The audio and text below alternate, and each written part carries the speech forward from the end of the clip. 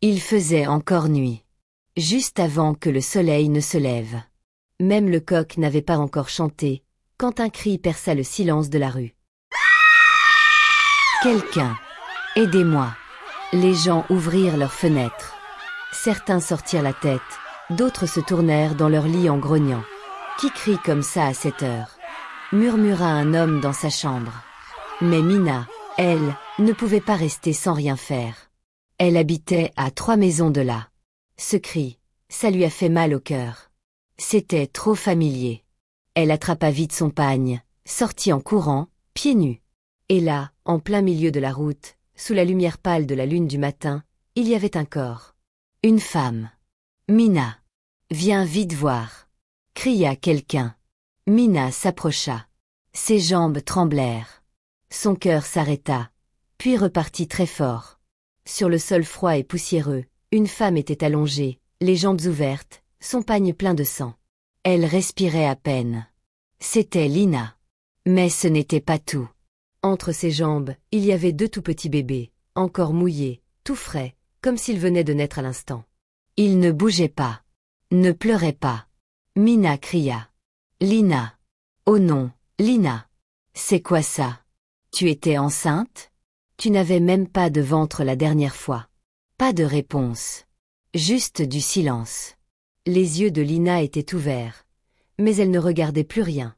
Des gens commencèrent à arriver. Certains portaient un pagne, d'autres étaient encore en serviette. Il y en avait qui voulaient aider, d'autres juste regarder. Une femme dit en plissant les yeux. « C'est un bébé miracle ça, ou quoi ?» Une autre ajouta. « Après toutes ces histoires, elle accouche ici comme une chèvre sur la route. » Mais Mina n'écoutait pas. Elle attrapa la main froide de son amie. « Lina, réveille-toi. Tu me fais peur. Tu ne m'as rien dit. » Pourquoi? Elle pleurait. Ce n'était pas juste une voisine. C'était son amie d'enfance. Elles avaient promis de tout partager. Il y a à peine 1 an, Lina lui avait dit. « Je pars à la grande ville, Mina. Je dois trouver du travail, même si c'est pour nettoyer les toilettes. » C'était la dernière fois qu'elle l'avait vue. Plus de nouvelles, plus d'appels. Et maintenant, elle était là, couchée par terre. Mina secoua son amie. « Parle-moi. Dis quelque chose. Ce n'est pas drôle. » Mais Lina ne bougeait plus. Les bébés commencèrent à pleurer. Des petits cris tristes, comme s'ils savaient que leur maman n'était plus là. Puis arriva Inès, la vieille infirmière du quartier. Elle portait ses vieilles sandales et avait toujours l'air sérieuse. « Écartez-vous, dit-elle. Vous allez faire peur aux bébés avec vos bavardages. » Elle s'agenouilla, toucha Lina. « C'est fini. Elle a accouché ici et elle s'est vidée de son sang. Elle n'a même pas eu la force de crier. » Tout le monde resta sans voix. Un homme murmura. « Elle a eu des jumeaux et elle est morte en même temps? C'est comme un film, ça. » Une femme dit. « Qui va s'occuper de ces bébés maintenant? C'est une affaire pour la mairie. » Mais Mina n'écoutait plus.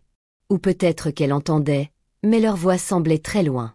Elle prit un des bébés dans ses bras. Il ouvrit les yeux et poussa un petit cri. L'autre bébé bougea doucement à côté de leur maman. Mina pleura encore plus fort. Elle se rappela tous leurs rêves de petite fille. Elle pensait que Lina reviendrait avec de l'argent. Mais elle était revenue avec la mort. Et 2 bébés. Mina se leva doucement, les yeux rouges, la voix toute faible. « Bravo Lina. Tu es partie travailler. Et tu es revenue avec 2 enfants. » Elle les prit dans ses bras. La foule s'écarta pour la laisser passer. Une femme toussa. « Mina, tu es sûre de vouloir prendre ça sur toi? 2 bébés d'un coup ?» Mina ne répondit pas. Elle regarda les petits, qui dormaient, sans savoir que le monde les jugeait déjà. Elle chuchota. « Si personne ne vous veut, moi, je vous veux. Vous êtes à moi maintenant. » Et c'est comme ça que l'histoire a commencé. 2 bébés rejetés, une maman partie trop tôt, une amie en larmes. Cette nuit-là, Mina ne dormit pas. Comment dormir, avec 2 nouvelles vies à côté d'elle? 2 petits bouts qui respiraient doucement, mais qui pesaient lourd dans son cœur. Elle savait ce qu'elle devait faire. Le lendemain matin, elle les enveloppa bien, attacha un bébé sur sa poitrine, l'autre sur son dos, et partit en voyage vers le village des parents de Lina. Le chemin était long. Le soleil tapait fort. La poussière volait. Les passagers râlaient. Les bébés pleuraient sans arrêt. Mais Mina ne se plaignait pas. Elle murmurait doucement. Ne pleurez pas. Mamie et papy vont s'occuper de vous. Quand elle arriva au village, elle était trempée de sueur. Elle frappa à la porte doucement. C'est la maman de Lina qui ouvrit. Elle regarda Mina, puis les bébés. C'est qui ça? Dit-elle d'un ton sec. Maman, c'est moi, Mina. L'amie de Lina. Voici ces bébés. Vos petits-enfants. Mais le visage de la dame changea. Elle fronça le nez comme si elle sentait une mauvaise odeur. Elle recula. Lina est revenue nous mettre dans la galère avec des jumeaux? Le papa de Lina arriva, attachant bien son pagne. Qu'est-ce que j'entends là? Des petits-enfants? Tu me prends pour le Père Noël? Mina s'agenouilla. S'il vous plaît, monsieur. Lina est morte.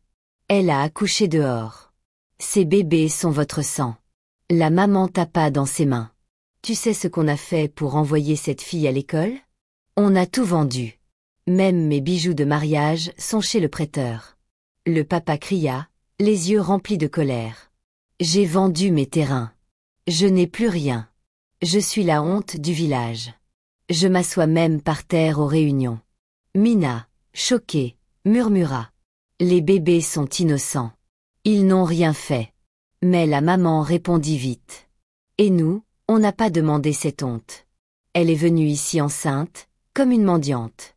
Et on l'a chassée. Oui, sans regret. Le papa cracha par terre. Elle est partie chercher une meilleure vie. Elle est revenue avec des soucis. La maman soupira. On ne prend pas ses enfants. On en a déjà assez supporté. Retourne d'où tu viens. Les genoux de Mina touchèrent le sol poussiéreux. Elle supplia. S'il vous plaît, pardonnez-la. Elle est morte maintenant. Laissez-la reposer en paix. Ne rejetez pas aussi ses enfants. Mais les yeux de la maman de Lina devinrent durs comme la pierre. Elle montra la porte du doigt. Si je te revois ici, ça va chauffer. Je ne veux plus entendre parler de petits-enfants. Prends ton paquet et pars. Elle claqua la porte. Mina resta là, debout, longtemps. Son cœur était lourd comme une pierre. Elle baissa les yeux vers les bébés, endormis tous les deux, comme s'ils ne savaient même pas qu'ils venaient d'être rejetés par leur propre famille. Elle essuya ses larmes et chuchota. C'est pas grave. Moi, je vais être votre maman. Même si le monde vous rejette, moi je vous garde. Elle tourna les talons et s'éloigna. Deux vies innocentes, nées sur la route, repoussées chez elle. Le soleil commençait à peine à se coucher quand Mina descendit du bus qui l'avait ramenée du village. Ses pieds lui faisaient mal, ses yeux étaient pleins de larmes, son dos trempé de sueur à cause des jumeaux. Tout ce qu'elle voulait, c'était se reposer. Juste un peu. Mais le destin n'avait pas encore fini avec elle. En tournant au coin de la rue, elle remarqua quelque chose de bizarre. De la fumée. Puis du bruit. Des gens qui couraient. Et là, elle le vit. Sa maison. En feu. Non, non, non. Cria-t-elle en courant. Elle arriva juste à temps pour voir les flammes sortir de sa petite chambre. Là où elle gardait ses habits, ses papiers, ses petites économies dans une boîte rouillée, et le matelas qu'elle avait acheté avec son salaire. Tout brûlait. Un voisin cria. « Seigneur! Quelqu'un aide !» Un autre ajouta. « C'est le feu qui vient de la cuisine de maman Céline. » Apparemment, maman Céline, sa voisine, faisait cuire de la sauce et s'est sentie pressée. Elle est allée vite aux toilettes en laissant la casserole sur le feu. Quand elle est revenue, les rideaux avaient déjà pris feu. Et comme la chambre de Mina était juste à côté, elle a tout pris. Tout était parti. En cendres. Les mêmes voisins qui venaient lui emprunter du sel ou du piment, ceux qui s'arrêtaient souvent pour bavarder, étaient là, à la regarder. Les yeux grands ouverts. La bouche pleine de paroles, mais vide d'aide. Quelqu'un dit. Ce truc, là, c'est un signe. Va mettre les bébés à l'orphelinat. Tu n'es même pas marié. T'as pas de travail. Tu veux élever des jumeaux comment? Un autre haussa les épaules. L'Église peut les prendre. Au moins là-bas, ils seront en sécurité. Toi-même tu peux même pas les nourrir. C'est trop pour toi. Une femme rit doucement, d'un rire triste. Dieu t'a montré que cette affaire, ce n'est pas pour toi. Laisse tomber maintenant. Mais Mina ne dit rien. Pas un mot. Elle resta là, sans bouger, les yeux fixés sur les flammes. Elle serra les jumeaux contre elle, fort, comme pour les protéger du feu, des maux, et du monde entier. Ses lèvres tremblaient. Pas de peur. De douleur. Ses yeux étaient vides. Elle était perdue. Et puis, elle tourna le dos, et partit. Sans pleurer. Sans parler. Juste elle et les 2 bébés que tout le monde voulait qu'elle abandonne. Les gens la regardèrent s'éloigner. Certains secouèrent la tête. D'autres murmurèrent qu'elle allait regretter. Mais elle ne s'arrêta pas. Elle marcha dans la nuit, avec juste les vêtements qu'elle portait, 2 bébés qui pleuraient dans ses bras, et un cœur qui refusait d'abandonner. Pas de toit. Pas d'argent. Pas de plan. Mais elle avait choisi de les garder. Mina marchait dans les rues. Ses pieds étaient lourds de fatigue. Mais son cœur, lui, était encore plus lourd. Il portait 2 petites vies. Les jumeaux, Lily et Lina, dormaient contre elle. Leur petit visage était calme. Leur souffle tranquille. C'était étrange. Presque trop calme. Elle s'attendait à des pleurs, des cris, mais non. Ils dormaient, comme s'ils savaient déjà que leur monde s'était écroulé. Comme celui de Mina. La nuit avançait. L'obscurité devenait plus épaisse. Elle ne savait pas où elle allait, mais elle ne pouvait pas s'arrêter. Même les rues devant elle devenaient floues. Tout dans sa tête était mélangé, la peur, le chagrin, la fatigue. Puis, alors que le jour commençait à pointer, elle aperçut un homme. Il était à côté d'un grand bidon à ordures, en train de décharger des pains depuis le coffre de sa voiture. Son visage semblait fatigué, ses yeux perdus dans ses pensées. Il ne semblait même pas sentir le froid du matin. Mais Mina, elle, l'avait bien vu. Son ventre criait famine. Elle avait besoin de manger. Elle devait trouver quelque chose, pour elle et pour les bébés. Alors elle s'avança doucement vers l'homme. Les jumeaux lui semblaient soudain très lourds dans les bras. « S'il vous plaît » dit Mina en courant vers l'homme. « S'il vous plaît, ne jetez pas ce pain. Donnez-le-nous. Pour moi, et mes bébés. » L'homme s'arrêta. Il secoua la tête, l'air pas vraiment intéressé. « Tu ne peux plus manger ça. Le goût a dû changer. Je les avais mis au congélateur avant de voyager. Et il n'y a pas eu d'électricité depuis 3 jours. C'est plus bon. » Le cœur de Mina se serra. Elle avait tellement faim. Mais elle ne pouvait pas le laisser jeter tout ça. « S'il vous plaît, on va le manger comme ça. On s'en fiche du goût. Juste, ne le jetez pas. » L'homme la regarda longtemps. Puis il soupira. Son visage changea un peu.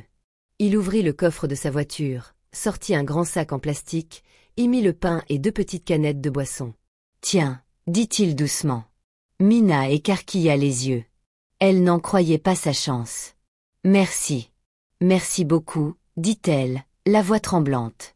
Elle serra le sac contre elle comme un trésor et commença à partir, quand elle entendit la voix de l'homme derrière elle. Elle se retourna. Il lui tendait quelques billets, tout froissés. « Pour les bébés, » dit-il, la voix sèche mais gentille. Mina ne savait même plus quoi dire. Elle regarda ses jumeaux, encore endormis dans ses bras. « Il y a de la nourriture, mes amours, » chuchota-t-elle. « Vous pouvez vous réveiller maintenant. » Elle trouva un coin calme sous un grand arbre, pas trop près de la poubelle, mais assez sûr pour s'asseoir un peu. Doucement, elle posa les bébés à côté d'elle, et les mains tremblantes, elle commença à déchirer de petits morceaux de pain. Elle les trempa dans la boisson sucrée, et les porta à la bouche des jumeaux. Ils ne pleurèrent pas. Ils ne se plaignirent pas. Ils mangèrent doucement, comme s'ils avaient toujours su que c'était leur destin.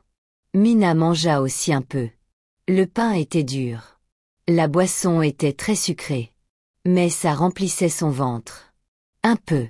Elle baissa les yeux vers Lily et Lina, si petites, si tranquilles. Elle leur murmura. « Tenez bon. On va s'en sortir. D'une manière ou d'une autre, on va s'en sortir. » Le monde lui avait déjà pris beaucoup. Mais là, sous cet arbre, avec ses 2 bébés contre elle, elle sentit un tout petit espoir, un tout petit feu dans son cœur, qu'elle n'avait plus ressenti depuis des jours. Elle ne savait pas comment. ni quand. Mais elle se fit une promesse. Elle allait tenir. Pour elle. Pour Lily. Pour Lina. Des heures plus tard, après un peu de repos à l'ombre de l'arbre, Mina se leva. Ses pieds étaient lourds. Mais son cœur était décidé. Tant de pensées lui traversaient la tête, mais une seule comptait vraiment, protéger les 2 petites vies qu'elle portait. Elle marcha encore, sans vraiment regarder où elle allait. Puis, elle vit une pancarte. Recherche femme de ménage. Mina s'arrêta net. Ces mots résonnaient dans sa tête, comme s'ils avaient été écrits juste pour elle. Un travail. Une chance. Peut-être sa sortie du cauchemar? Elle courut jusqu'au portail, le cœur rempli d'espoir. Elle frappa doucement. Une voix d'homme répondit, sèche. Tu cherches qui? Je viens pour le travail de ménage, dit Mina, la voix tremblante. S'il vous plaît. J'ai besoin de travailler. J'ai 2 bébés. Je peux nettoyer. Je peux tout faire. S'il vous plaît. L'homme se tut un instant. Puis ses pas s'éloignèrent. Quelques secondes plus tard, une femme arriva à la grille. Elle avait entendu la conversation. Son visage montrait déjà qu'elle n'était pas contente. Femme de ménage? Dans ma maison? Avec 2 bébés? Elle siffla entre ses dents et s'avança, furieuse. Mina n'eut même pas le temps de parler. La femme attrapa un long bâton à côté de la porte. Ses yeux lançaient des éclairs. Tu crois que j'ai le temps pour les bêtises? Tu veux marcher dans ma maison avec 2 bébés attachés à ton dos, et faire le ménage comme ça? Sa voix était méchante, pleine de moquerie. Elle leva le bâton et poussa Mina avec. Tu crois que je vais garder tes enfants pendant que tu nettoies ici? Dégage. Va mendier ailleurs. Mina recula, choquée. Ses jambes tremblaient. Son cœur se serra. Elle n'arrivait même pas à parler. La femme claqua la porte en criant. Idiote. Mina resta là. Debout. Seule. Pleine de honte. Quand elle se retourna, le monde paraissait plus lourd que jamais. La rue autour d'elle semblait se moquer d'elle. Des passants ralentirent. Leurs regards la piquaient comme des aiguilles. Un homme, portant un gros sac, ricana. Toi là, t'as fait des enfants avec un homme qui ne peut même pas te nourrir? Regarde-toi. Tu traînes des bébés partout. Tu pensais à quoi? Une femme ajouta, la voix froide. Tu vas leur donner quelle vie à ces pauvres petits? Tu n'arrives même pas à t'occuper de toi. 2 enfants? Tu rigoles. Mina aurait voulu disparaître. Se cacher. Fondre dans le sol. Mais elle ne pouvait pas. Elle n'avait pas le droit d'abandonner. Les jumeaux comptaient sur elle. Et c'était tout ce qui comptait. Même si les mots faisaient mal. Même si les moqueries coupaient comme des couteaux. Elle marcha. Encore. Malgré les larmes. Malgré le vide. Malgré la honte. Elle marchait. Pour elle. Peu importe combien on essayait de briser son courage, Mina devait continuer à marcher. Pour les bébés. Ce soir-là, elle trouva le seul endroit où dormir. Une boutique abandonnée, cachée dans un coin du marché. Elle étendit son pagne sur le sol, posa doucement ses bébés sous la table, et plaça le tissu en dessous d'eux pour qu'ils ne touchent pas le sol froid. Elle ne pouvait pas les laisser comme ça, à même le sol dur. Puis elle s'allongea à côté d'eux, le corps douloureux, fatigué jusque dans les os. Chaque partie d'elle sentait le poids des jours passer sans répit. Mais le sommeil ne venait pas facilement. Il ne venait plus jamais facilement. Pourtant, la fatigue finit par gagner, et Mina s'endormit doucement, son esprit rempli d'inquiétude et de hessie. Le lendemain matin, la lumière du soleil entra à travers les fentes de la vieille boutique. Mina ouvrit les yeux. Tout de suite, elle chercha l'argent que l'homme lui avait donné, mais il n'était plus là. Un frisson froid traversa son corps. Quelqu'un l'avait volé pendant qu'elle dormait. Elle fouilla ses poches, partout. Son cœur battait très vite. Elle chercha, encore. Mais non. Pas une pièce. Pas un billet. Rien. Les larmes coulèrent. Chaudes. Amères. Elle pleura doucement, à genoux, ses mains sur son visage. J'ai plus rien, murmura-t-elle. Rien du tout. Juste ces 2 petits. Elle resta là longtemps, la tête dans les mains, écrasée par le poids de tout ça. Mais soudain, Un cri la réveilla. Les jumeaux pleuraient fort. Lily et Lina, leurs petits visages plissés par la faim. Mina les attrapa vite, les serra contre elle, les berça doucement. Elle leur chuchotait des mots tendres, sans même savoir si c'était pour les rassurer eux, ou elle-même. « Chut, mes amours, c'est bon, maman est là. » Elle essuya ses larmes, força un sourire, et les embrassa sur le front. Ses larmes se mêlaient à celles qu'elle essuyait. C'était comme un réveil. Un rappel, elle ne pouvait pas baisser les bras. Ses enfants avaient besoin d'elle. Mina respira fort, essuya une dernière larme, puis se leva. Le chemin serait dur. Mais elle n'avait pas le temps de se plaindre. Elle devait trouver à manger, trouver quelque chose. Plus tard dans la journée, elle se retrouva au marché. Les jambes lourdes, le cœur fatigué. Elle marchait de stand en stand, les yeux cherchant une petite chance, quelque chose à faire pour gagner un peu d'argent. Et là, elle la vit. Une femme qui vendait des oranges. Un grand panier plein. Elle criait « Orange fraîche ! Orange fraîche !» Mina la regarda un moment. Elle avait mal rien qu'à imaginer faire ce travail. Mais elle n'avait plus de fierté. Plus de honte. Plus rien à perdre. Elle s'approcha de la dame. La vendeuse la regarda de haut en bas, un air surpris sur le visage. « Tu peux m'aider ?» demanda-t-elle. Mina hocha la tête sans parler. Elle était prête. La femme lui tendit un petit tas d'oranges et un panier avec une poignée. Mina le prit, attacha bien les bébés sur son dos, et se mit à marcher dans le marché. Orange fraîche. Orange fraîche. Sa voix était cassée. Mais elle se força à parler plus fort. À se faire entendre. Le marché bougeait dans tous les sens. Les gens criaient, marchandaient, se bousculaient. Mais pour Mina, c'était un cercle sans fin, des moqueries, de l'indifférence. Certains riaient en la voyant passer. D'autres chuchotaient dans son dos, juste assez fort pour qu'elle entende. « Regarde la pauvre. Elle traîne ses bébés comme un fardeau. C'est ça, la vie ?» Quelques personnes lui disaient bonjour gentiment, ou lui tapotaient l'épaule avec pitié. Mais ça ne changeait rien. Elle restait seule dans un monde qui s'en fichait. Jour après jour, Mina marchait dans le marché. Le dos lui faisait mal. Ses bras étaient fatigués de porter à la fois les bébés et le panier. Mais elle continuait. Le soir, quand tout le monde rentrait chez soi, Mina retournait à sa petite boutique abandonnée. Il faisait froid. C'était sombre. Vide. Mais c'était le seul endroit qu'elle avait. Elle s'allongeait à côté des bébés. Elle les enveloppait dans son pagne, les serrait contre elle pour qu'ils aient chaud. Ils mangeaient ce qu'elle pouvait trouver. Des miettes. Un fruit offert par pitié. Un reste donné par quelqu'un. Mais jamais assez. Chaque soir, elle leur parlait à voix basse. « Encore un peu, mes amours. Tenez bon. On va y arriver. Je vous le promets. » Mais les jours passèrent. Puis les semaines. Puis les mois. Et l'espoir de Mina commençait à s'user, comme une corde trop tendue. Pourtant, chaque matin, elle ouvrait les yeux, regardait Lily et Lina, si innocentes. Et elle se souvenait de pourquoi elles se battaient. Même si le monde restait dur, Mina ne comptait pas abandonner. Car peu importe ce que les gens disaient, les jumelles étaient à elle. Et cet amour-là, personne ne pouvait le leur enlever. Les années passèrent. La femme fatiguée d'autrefois avait peu à peu reconstruit sa vie. Un petit bout après l'autre. Lily et Lina étaient devenues de jeunes filles. Leurs visages étaient remplis d'espoir et de courage. Elles avaient tant avancé depuis les jours où elles dormaient dans une boutique vide, à manger des miettes ramassées dans la rue.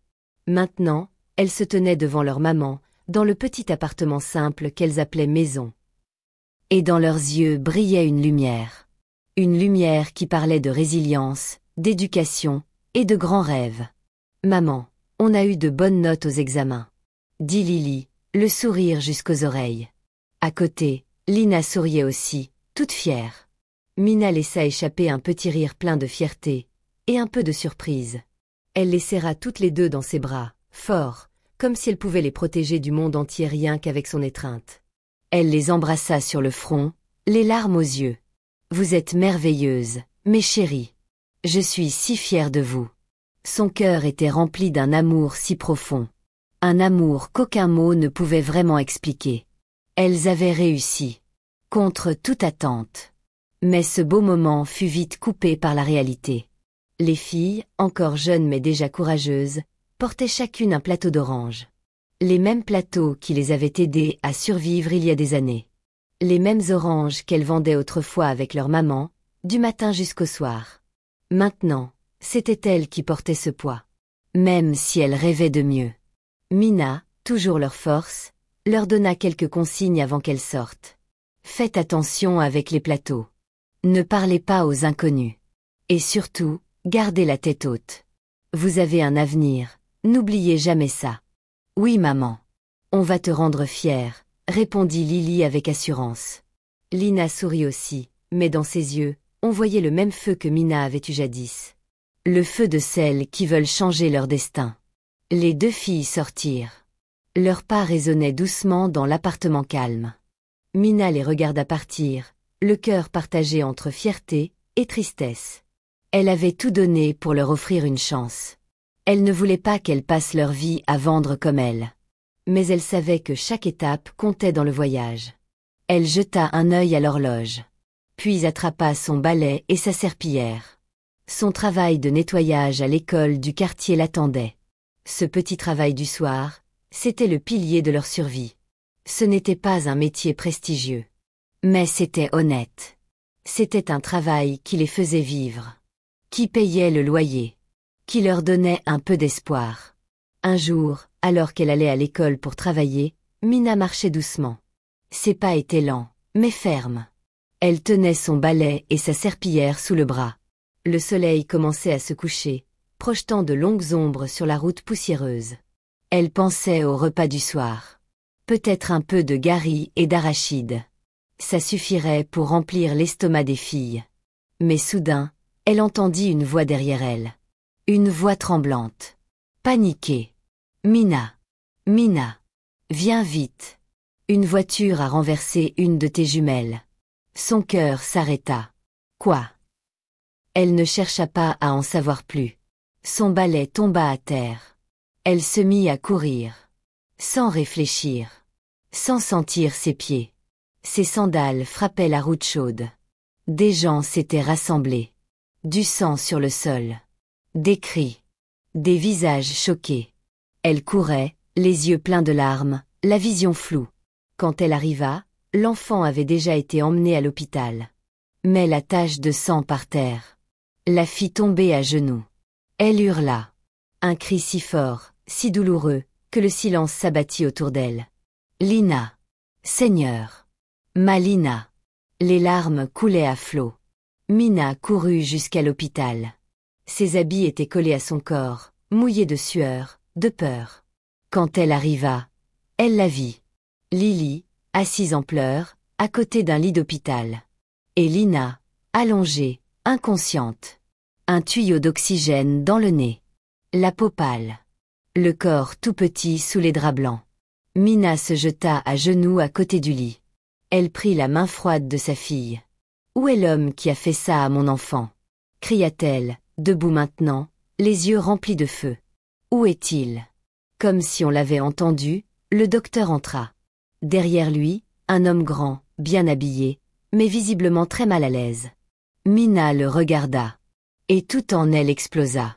Elle courut vers lui. « Tu ne vois pas avec tes yeux ? Tu n'as pas de cœur ? Tu peux pas faire attention quand tu conduis. » Elle criait, en le frappant de ses poings, les larmes coulant sans fin. L'homme tomba à genoux. « S'il vous plaît, je suis désolé. Je vous jure que je ne l'ai pas vu. J'ai essayé de freiner. J'ai tout fait. Pardon. » Le docteur s'approcha doucement, posant une main sur l'épaule de Mina. « Madame, on va bien s'occuper d'elle. Elle est stable pour l'instant. On va tout faire pour qu'elle s'en sorte. Calmez-vous un peu, s'il vous plaît. » Mina tremblait, sanglotait. Elle s'écroula sur une chaise, juste à côté de Lily, qu'elle serra très fort dans ses bras. Lily se rapprocha d'elle et lui chuchota en pleurant. « Maman, il a vraiment essayé de ne pas la toucher. » Lina, elle a couru vers une voiture pour vendre ses oranges. Il a failli heurter d'autres personnes en voulant l'éviter. Mina ouvrit la bouche, choquée. Ses lèvres tremblaient. Elle regardait sa fille, allongée, branchée à des machines. Son cœur lui faisait mal. Mais là, c'était son âme qui souffrait. Sa fille avait failli mourir, en essayant de survivre. Elle mit une main tremblante sur la poitrine de Lina. « Mon Dieu! Lina! Je t'en prie, fais qu'elle s'en sorte. Je ne veux rien d'autre. Juste qu'elle vive. » Et à ce moment-là, la chambre de l'hôpital devint silencieuse. Il n'y avait plus que les bips des machines, le souffle léger d'une enfant qui se battait pour vivre, et le cœur brisé d'une maman, accrochée à un tout petit fil d'espoir. 2 jours plus tard, la chambre était toujours calme. Le seul bruit venait du moniteur cardiaque, régulier. Lily tenait la main de sa sœur, doucement. « Maman !» dit-elle soudain. Elle bouge. Elle tremble un peu. Mina, qui n'avait presque pas fermé l'œil depuis 2 nuits, bondit sur ses pieds. « Lina !» appela-t-elle, la voix pleine d'espoir. Les paupières de Lina s'ouvrirent un instant. Ses doigts bougèrent doucement. Des larmes de joie coulèrent sur leur visage. Elle se réveille. « Merci Seigneur !» s'écria Mina, embrassant Lina encore et encore. Mais juste à ce moment-là, la porte s'ouvrit brusquement. Le docteur entra, l'air pressé. « Je suis désolée de couper ce moment, mais sa respiration devient instable. Elle a du mal à respirer. Elle a besoin d'une transfusion urgente de sang. » Mina tomba à genoux. « Prenez mon sang. Prenez tout ce qu'il faut. Sauvez ma fille. » Lily se leva aussi, essuyant ses larmes. « Je suis sa sœur jumelle. Prenez chez moi.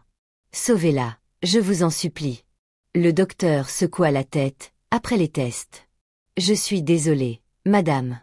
Votre sang n'est pas compatible. Et ce n'est pas qu'une question de groupe sanguin. C'est un type rare, très rare, avec des antigènes particuliers. On n'a aucun donneur correspondant dans notre base de données. » Le silence tomba dans la pièce comme un voile. Le docteur, en dernier recours, appela Donald, l'homme qui avait amené Lina à l'hôpital. Il arriva en quelques minutes, essoufflé, le visage inquiet. « Docteur, où peut-on acheter ce sang? Je paierai tout. Je vous en supplie. » Mais le docteur baissa lentement la tête. « Nous avons appelé tous nos contacts. Personne ne correspond. » Un silence lourd s'installa. Puis Donald leva les yeux, hésitant. « Et si c'était moi? Vous pouvez me tester? Essayons, s'il vous plaît. » Le docteur hocha la tête. « Très bien. On va tenter. » Les minutes parurent durer des heures. Quand le docteur revint, ses yeux étaient grands ouverts. « C'est une correspondance parfaite. Pas juste compatible. C'est le même sang rare. C'est presque incroyable. » Sans perdre une seconde, la transfusion fut lancée. 2 jours plus tard, Lina ouvrit complètement les yeux. Elle respirait normalement. Ses joues reprenaient des couleurs. Elle tourna la tête et murmura. « Maman !» Mina éclata en larmes. Elle serra sa fille comme si elle venait de revenir de très loin. Lily se colla à elle, souriante à travers ses larmes. Mais dehors, juste derrière la porte, le docteur était avec Donald, un dossier à la main. « Monsieur Donald, » dit-il doucement. « J'ai quelque chose à vous dire. » Donald fronça les sourcils. « Moi? Quoi donc ?» Le docteur hésita, puis tendit le dossier. « J'ai pris la liberté de faire un test ADN. » « Quoi? Pourquoi? » « Parce que cette correspondance sanguine était trop parfaite. Je sais que ce n'est pas très éthique, mais j'ai suivi mon instinct. Monsieur, je vous conseille de vous asseoir. » Donald ouvrit lentement le dossier. Et ce qu'il lut le frappa comme un coup de tonnerre. Résultat de paternité, 99,9%. Donald C. Walter, père biologique. Ses genoux fléchirent. Sa bouche s'ouvrit. « C'est vrai? Vous êtes sûr ?» Le docteur hocha la tête. « Ce n'est pas une supposition, monsieur Donald. Vous êtes très probablement le père de Lina, et peut-être aussi de sa sœur. » Donald regarda à travers la vitre de la chambre. Il vit les 2 filles, et leur mère. Il serra le dossier contre lui. Et tout à coup, des souvenirs oubliés refirent surface. Une femme qu'il avait connue. Une erreur qu'il n'avait jamais corrigée. Une vie qu'il avait peut-être laissée derrière lui. Et à cet instant, tout changea. Ils s'assirent. Donald toussa doucement, un peu nerveux. J'espère que je ne suis pas trop direct, mais je dois demander. Est-ce que vous êtes la maman de ces jumelles? Mina détourna les yeux. Ses doigts agrippèrent le bord de son pagne. Elle resta silencieuse un long moment. Puis elle soupira et hocha la tête. C'est moi qui les élève. Mais je ne suis pas leur vraie maman. Donald fronça les sourcils. Comment ça? Les larmes montèrent aux yeux de Mina. Elle commença à parler, la voix tremblante. Elle s'appelait Lina, ma meilleure amie au monde. On vivait comme des sœurs. Elle est partie à Port Harcourt pour chercher du travail. Des mois plus tard, elle est revenue, enceinte. Elle s'arrêta, essuya ses larmes. Je n'ai pas posé de questions. Il n'y avait personne pour répondre. Alors, j'ai juste aidé. Donald se pencha, son cœur battant plus fort. Elle a accouché de ces magnifiques jumelles en chemin, juste devant chez moi. Mais, Mina avala sa salive, le regard perdu. Juste après l'accouchement, elle a trop saigné. Elle n'a pas survécu. Je l'ai trouvée là, par terre. Déjà partie. Une larme coula sur la joue de Donald. C'est moi qui l'ai enterrée, dit Mina, la voix cassée. Et depuis ce jour, j'élève les filles. J'ai mendié. J'ai souffert. J'ai vendu. J'ai tout fait. Je ne savais même pas qui était le père. Je leur ai juste donné les prénoms Lily et Lina. Le cœur de Donald battait si fort qu'il pouvait l'entendre. Lina. Port Harcourt. Jumelle. Tout lui revint. Il se leva, troublé. Il se détourna, les larmes aux yeux. Puis il revint vers elle, la voix tremblante. Lina. Mon Dieu. Il s'assit lentement. Respira profondément. Je suis le père de ces filles. Mina ouvrit grand la bouche, choquée. Donald mit la main sur sa poitrine, comme si tous les souvenirs lui écrasaient le cœur. J'ai rencontré Lina à Port Harcourt, lors d'un événement. Elle était pleine de vie. Différente de toutes les femmes que j'avais connues. On a passé 2 semaines ensemble. 2 semaines qui ont changé ma vie. Il s'arrêta pour retenir ses larmes. Je lui ai demandé sa main. Juste avant que mon père, citoyen américain, m'oblige à le rejoindre d'urgence aux États-Unis. Sur la route, j'ai perdu mon téléphone. Plus de numéros, plus d'adresses. Je n'ai plus jamais pu la joindre. Je suis restée aux États-Unis des mois. Quand je suis revenue, j'ai cherché, j'ai demandé partout. Mais elle avait disparu. Il regarda Mina droit dans les yeux. Je ne savais pas qu'elle était enceinte. Je ne savais pas qu'elle était morte. Pendant toutes ces années, je ne suis jamais passée à autre chose. Je n'ai jamais voulu épouser quelqu'un d'autre. Aucune femme ne pouvait remplir le vide qu'elle avait laissé. Mina pleura en silence. Son torse montait et descendait avec émotion. Donald essuya ses larmes. Et maintenant, retrouver Lily et Lina comme ça. C'est comme si Dieu avait entendu mes prières après toutes ces années. Il posa doucement sa main sur celle de Mina, qui tremblait. Tu as sauvé mes filles. Tu leur as donné une vie alors qu'elles n'en avaient plus. Tu leur as donné tout ce que tu pouvais, alors que tu ne leur devais rien. Mina n'arrivait presque plus à parler. Je ne pouvais pas les laisser seules. Donald hocha la tête. Tu es une maman. Et une héroïne. Je n'oublierai jamais ce que tu as fait. Sous la lumière blanche et les battements du destin. Des larmes coulèrent. Des larmes de douleur. Des larmes de guérison. Mais surtout, des larmes d'amour. 3 mois plus tard, un doux soir dans le jardin de la nouvelle maison de Donald. Le vent soufflait doucement. Les roses étaient en fleurs. Le ciel était rose et doré. Donald se mit à genoux. Dans sa main, une bague qui brillait comme les étoiles. Mina, dit-il doucement, les yeux pleins de lumière. Tu as sauvé mes enfants. Tu leur as offert la vie. Et tu m'as rendu mon cœur. Veux-tu m'épouser? Mina éclata en larmes. Sa main tremblait. Oui. Oui, Donald, je veux. Des cris de joie éclatèrent. Lily et Lina regardaient depuis le balcon, en tapant dans leurs mains. Ce soir-là, des rires résonnèrent dans une maison qui, autrefois, ne connaissait que la tristesse. Le mariage était simple, mais magnifique. Mina portait une jolie robe blanche, toute douce. Les jumelles la conduisirent jusqu'à l'autel. Une de chaque côté. Fière. Les yeux brillants. Elle n'était plus la jeune femme qui mendiait du travail. Elle était devenue une épouse, une maman, une femme aimée et respectée. Dans le grand manoir, Donald offrit à Mina et aux filles tout ce qu'il avait. Son nom. Son amour. Sa maison. Son monde. Ils voyageaient, construisaient une belle vie ensemble. Lina grandit avec la force dans le cœur.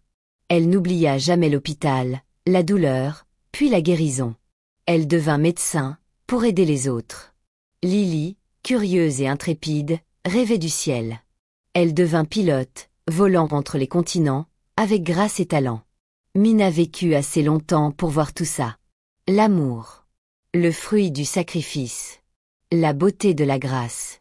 Et chaque fois qu'elle regardait Donald, elle souriait. Pas parce que la vie a été facile, mais parce que l'amour gagne toujours.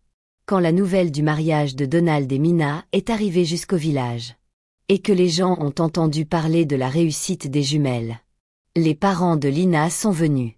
La tête baissée, plein de honte. Nous voulons faire partie de la vie de nos petites filles, ont-ils dit. Mais Lily et Lina se sont tenues bien droites. Main dans la main avec leur maman et leur papa. Nous avons perdu notre mère, dit Lina, calmement. Parce que vous avez choisi la honte au lieu de l'amour. Vous l'avez chassée quand elle avait le plus besoin de vous, ajouta Lily. Elles les regardèrent une dernière fois. Nous ne sommes pas votre deuxième chance. Et elles sont parties. Leur tête haute. Pas avec fierté. Mais avec paix. Coucou les besties. Quelle histoire, hein? Ce conte nous rappelle que la vie peut être dure. Mais avec l'amour, le courage, et un peu de foi, la lumière finit toujours par percer même les pires ténèbres. Leçon de vie. Ne méprise jamais quelqu'un qui galère aujourd'hui. Tu ne sais pas quelle grandeur se cache en lui. Et surtout, n'abandonne pas les gens par honte ou par peur du qu'en dira-t-on. L'amour est plus fort que le jugement. Merci d'avoir regardé jusqu'à la fin. Votre soutien, ça me touche énormément. Écris-moi en commentaire, dans ta langue, bestie. Dis-moi, quelle partie t'a le plus touché. Et surtout, aime, partage, abonne-toi. Et n'oublie pas d'activer la cloche pour ne rater aucune autre histoire inspirante. Je vous aime fort. Que Dieu vous bénisse et vous garde, toujours.